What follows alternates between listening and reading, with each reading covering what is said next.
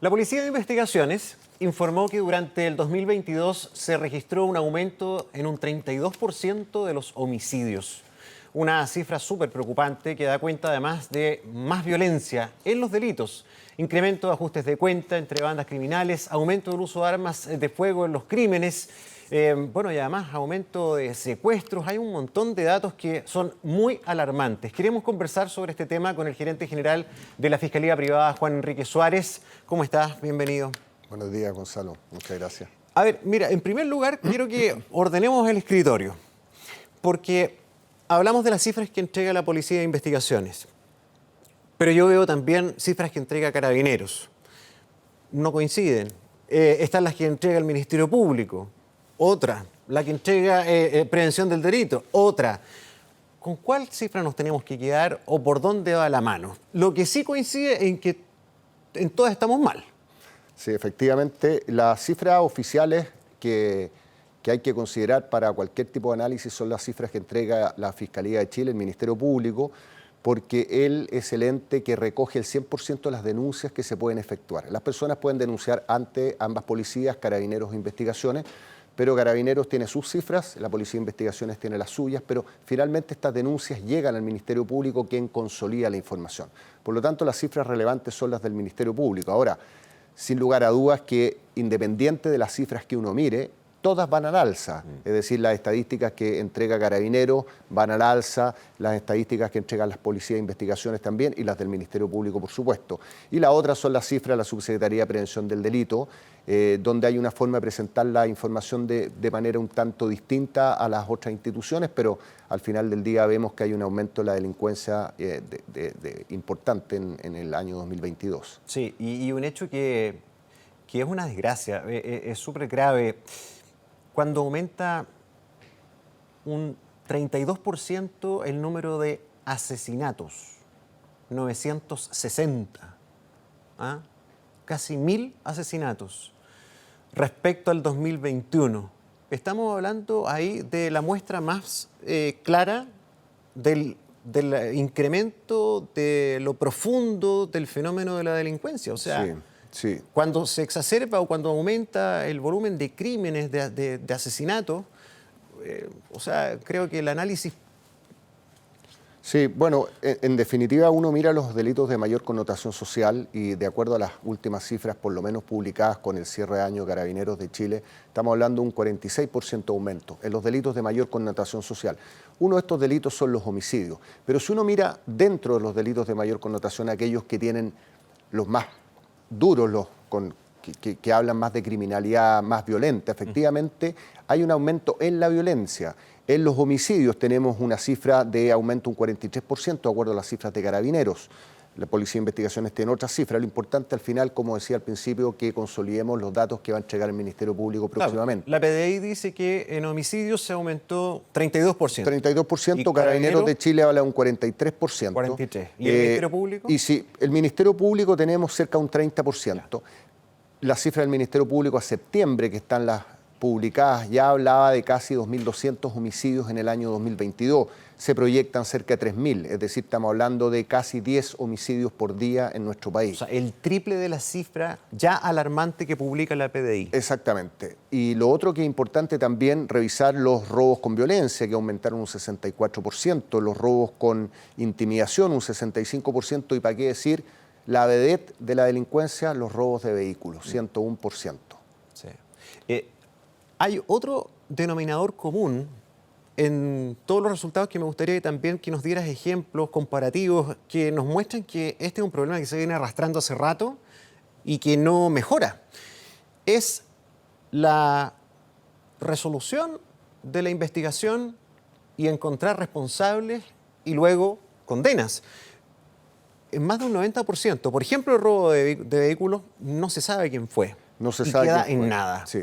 Bueno, si uno mira los últimos 5 años y tratamos de ir comparando para ver si vamos evolucionando de manera positiva o negativa, el delito más importante en el catálogo de delitos del Ministerio Público son los robos no violentos, que representan el 14%. Cada 100 delitos, 14 son robos no violentos. ¿Qué vendría a ser un robo no violento? Donde no haya violencia puede haber fuerza, pero no violencia. Violencia o intimidaciones respecto a las personas y fuerza respecto a las cosas. Este delito representa el 14% de los delitos cometidos el año 2022 y el mismo 14% respecto a los delitos cometidos el año 2018, 5 años atrás. No se movió en nada. Seguimos igual.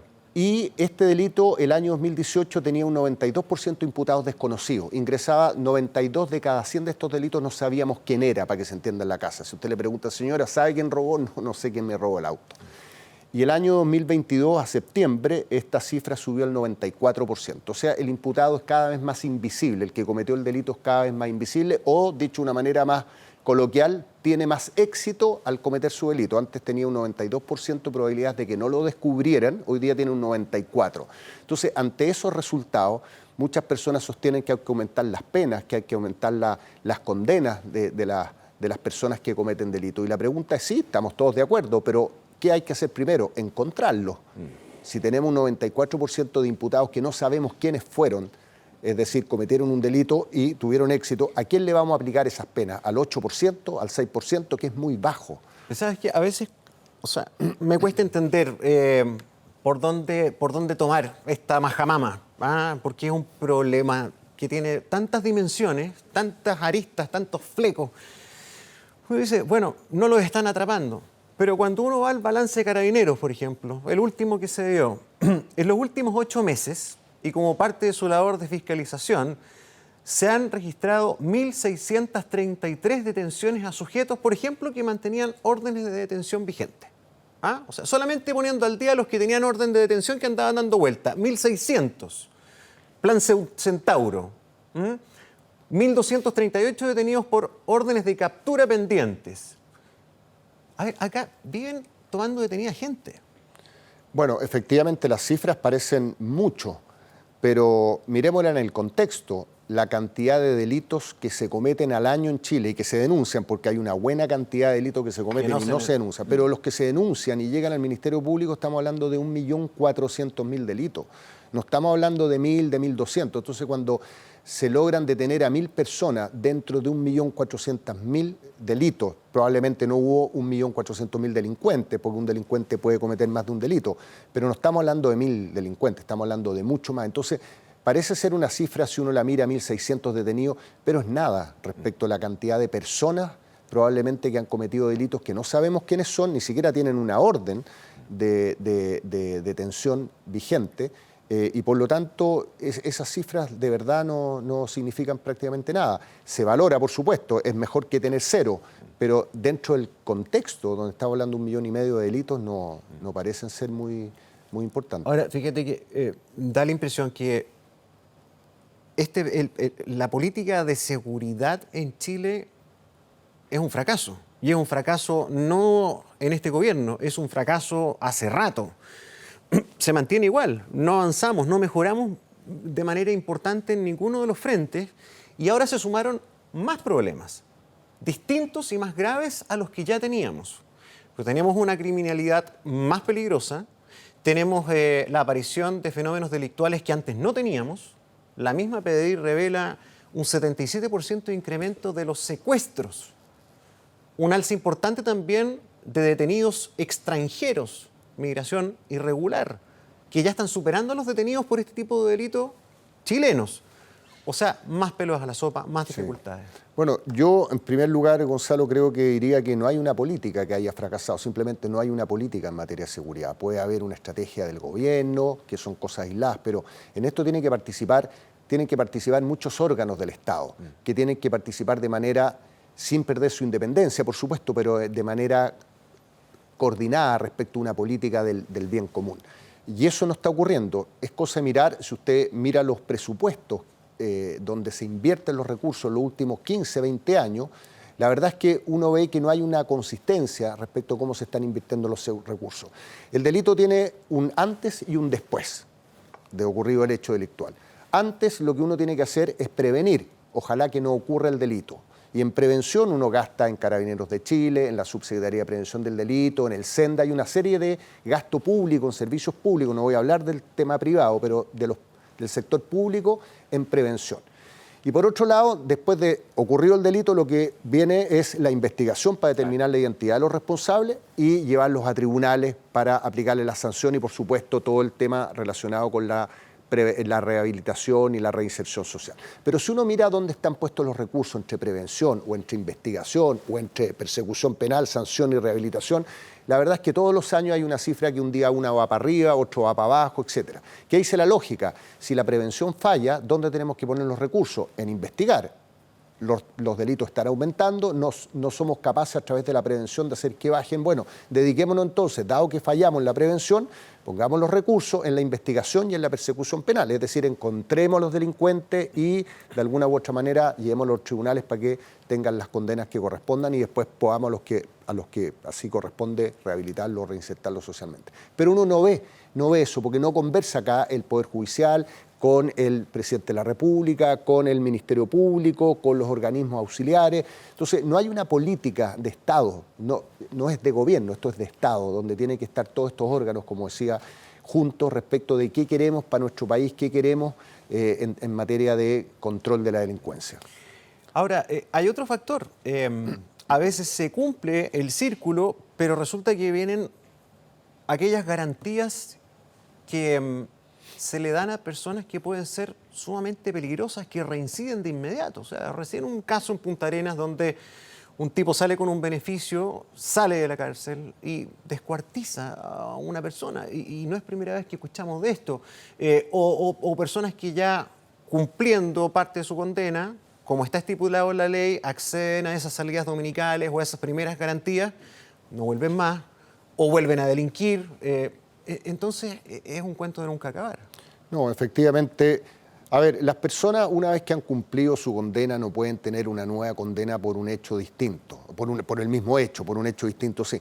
Pero el Estado debe garantizar la vigilancia de personas que eventualmente pueden ser reincidentes, porque al final del día, efectivamente, este tipo de beneficio hace que estas personas salgan y vuelvan a cometer un delito peor incluso al que hayan cometido, y eso lo paga al final la sociedad. Por lo tanto, el Estado tiene que tener un rol muy activo, mucho más activo en la vigilancia permanente de personas que han cometido crímenes o delitos importantes respecto a la vigilancia posterior. Es que es bien importante lo que estás subrayando, porque el Estado o sea, ninguna posibilidad de monitorear a quien le dan una libertad. No. Entre medio, o sea, lo vemos, por ejemplo, en la violencia intrafamiliar, cuando un proceso judicial le otorga protección a una mujer que ha estado a punto de ser asesinada por su pareja.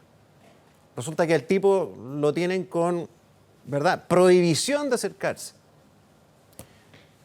¿Cuántas veces vemos que no se cumple? Que es imposible. Miles de veces. Hoy día yo creo que es importante que sumemos la tecnología. Hay dispositivos de tecnología. Las tobilleras. Y es importante que sumemos esto de manera, no planes pilotos, aislados en algunas partes, sino que de manera centralizada, con centrales que se dediquen a este tema y con gente que tenga posibilidad de reacción. Porque una cosa es que alguien active un botón de pánico para avisar que el agresor está frente a él, y otra cosa es que la fuerza pública llegue a tiempo y no llegue 10 minutos después cuando la persona ya fue muerta, descuartizada o lo que sea.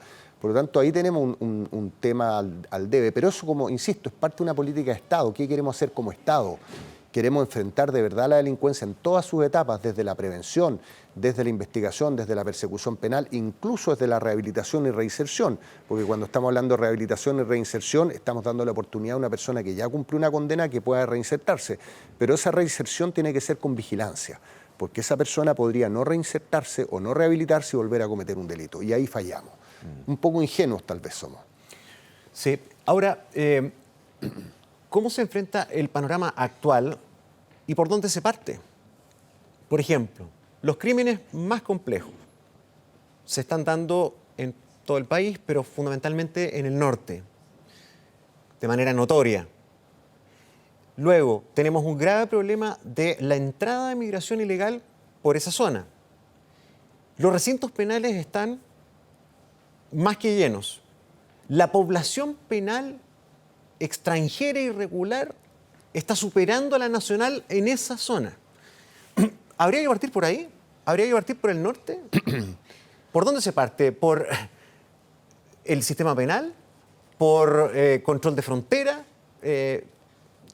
Bueno, lo primero que uno tiene que decir que para poder, cuando el bote está con el agua al cuello, es empezar a tapar los hoyos por los cuales está entrando el agua. Y por lo tanto, si hoy día estamos mirando criminalidad en parte importante dada por personas que provienen de otros países y sobre todo en la macrozona norte y crimen organizado, bueno, lo primero es tapar ese hoyo, es decir, hacer un control importante del tema migratorio y reforzar las medidas para evitar la migración ilegal.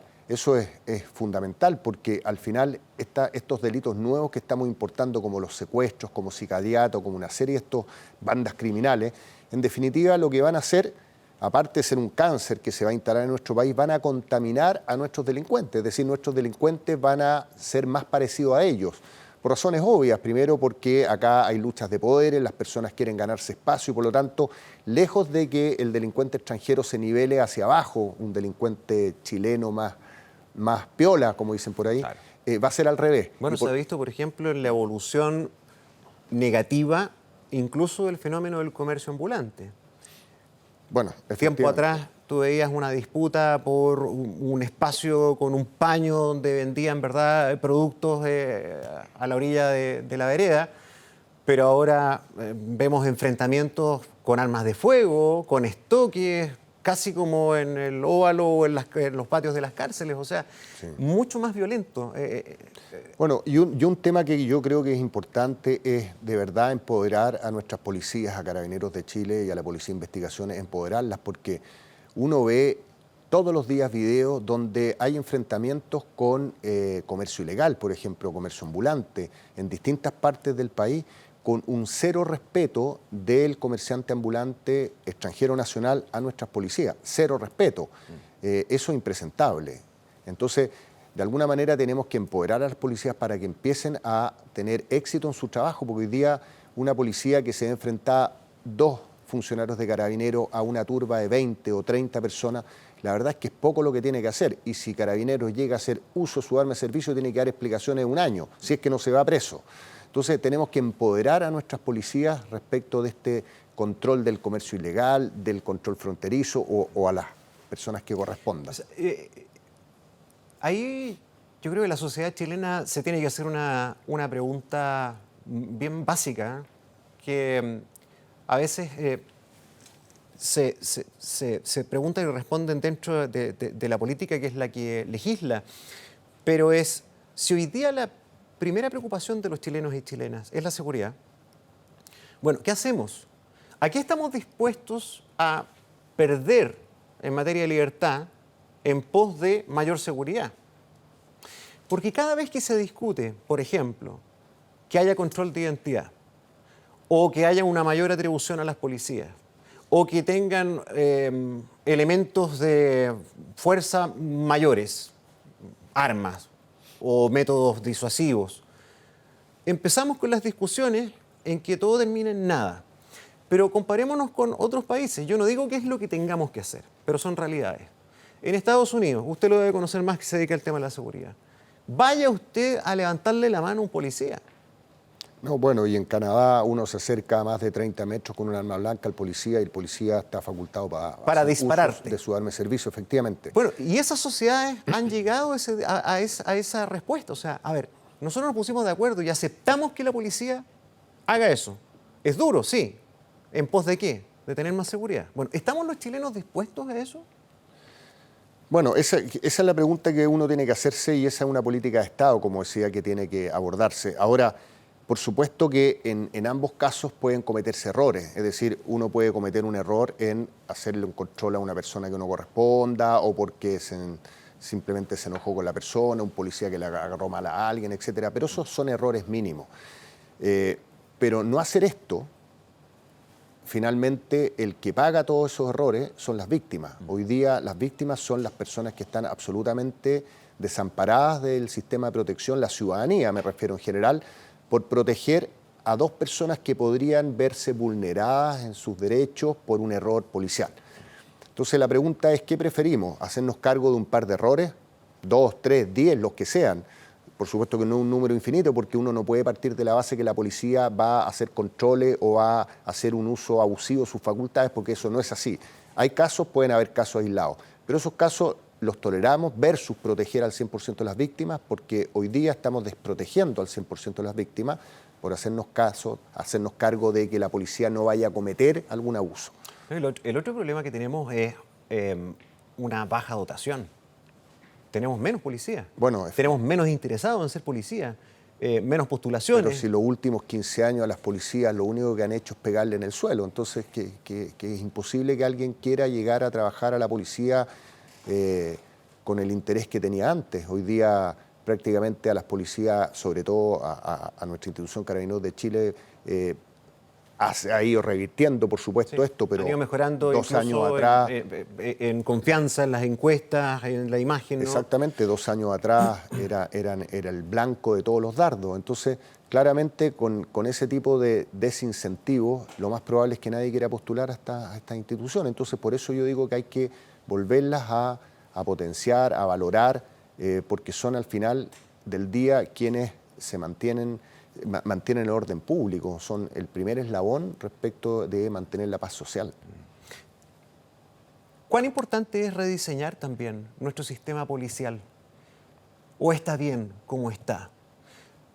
Por ejemplo, hay países como España donde tienen una policía dedicada exclusivamente a las labores de tránsito y a cuestiones más de ese orden. Otras que más especializadas en lo que es criminalidad. ¿Cómo debería ser acá? ¿Está bien? Bueno, primero todo es perfectible. Yo creo que se puede especializar. Hay policía, hoy día ambas policías tienen unidades especializadas, está el Grupo de Operaciones Policiales Especiales, el GOPE Carabineros, tienen laboratorios especiales, tienen distintas especializaciones para distintas funciones.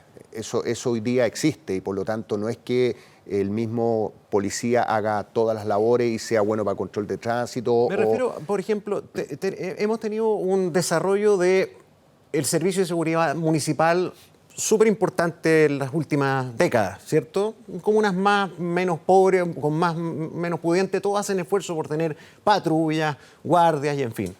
Tal vez el tránsito podría ir dejándose en materia más civil, por ejemplo, o las notificaciones judiciales, un montón de cosas que todo lo hace Carabineros o la CPDI. Hay una serie de funciones que evidentemente que tienen que salir sobre todo de Carabineros.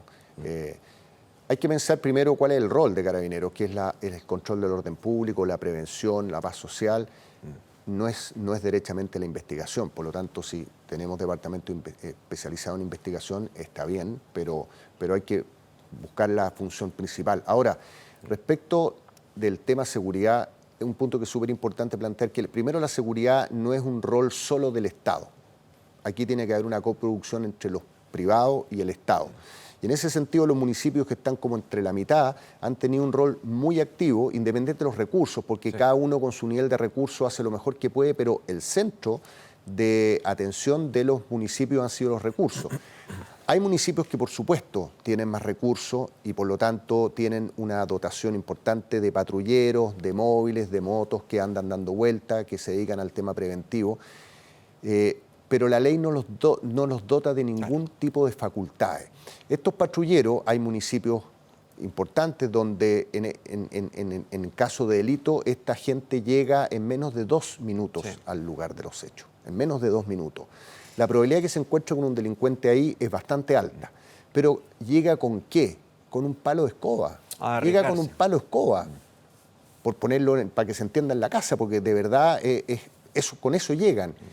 Entonces, cuando tenemos ese recurso que ya está financiado, indirectamente por los privados, por supuesto que son los que financian, pero ya está financiado ese recurso, bueno, la dotación probablemente de Carabineros podríamos destinarla a otras comunas que no tengan esos recursos y que requieran más personal policial porque no tienen tantos patrulleros en la calle. Bueno, ahí viene también la otra discusión de si otras personas que no sea la policía uniformada tiene, digamos, derecho a llevar un arma. Bueno, tiempo atrás se abrió la discusión, yo me acuerdo que haber sido por allá por el año 2015, 2016, sobre las famosas policías municipales. La verdad es que ¿por qué no? ¿Por qué no?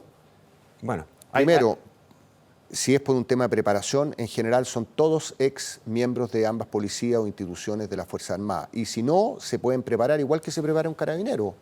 Se puede arreglar, se puede regular, se puede tener un marco jurídico bien hecho.